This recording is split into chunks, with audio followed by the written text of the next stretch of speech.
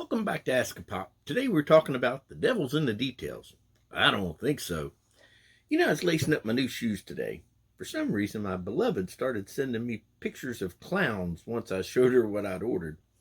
But the spirit hit me with today's devotion once I got those shoes in. So I wanted to share them with you. Take a walk with me down memory lane in my new red kicks, if you don't mind.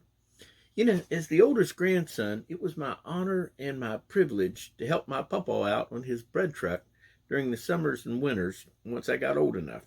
One of the first things he taught me was facing bread, putting it together on the shelves just right. And he said that what that did was it showed that you really cared about what you were doing. And he also told me that it was the right thing to do to face your competitor's bread while you're down there doing that. He said it was just the right thing to do.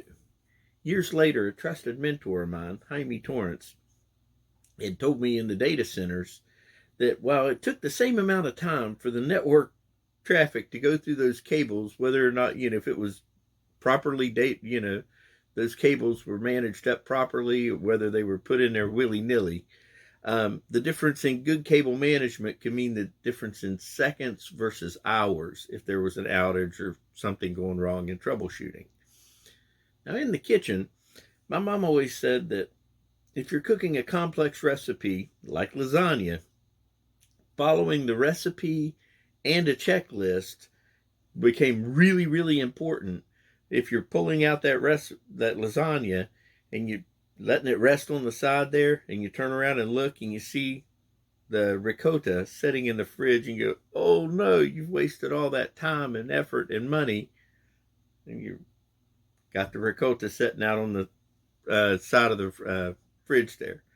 And lastly, let's go back to those shoes for a second. She taught me to lace up the shoes right over left all the way up.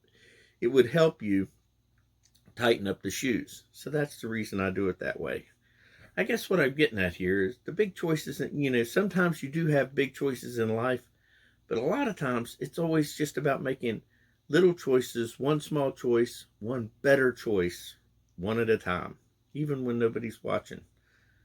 The Bible verses today are Luke 16, 1 through 10, and Ecclesiastes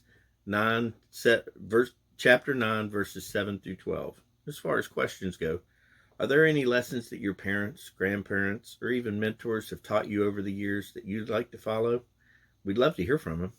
God bless you. Have a great day.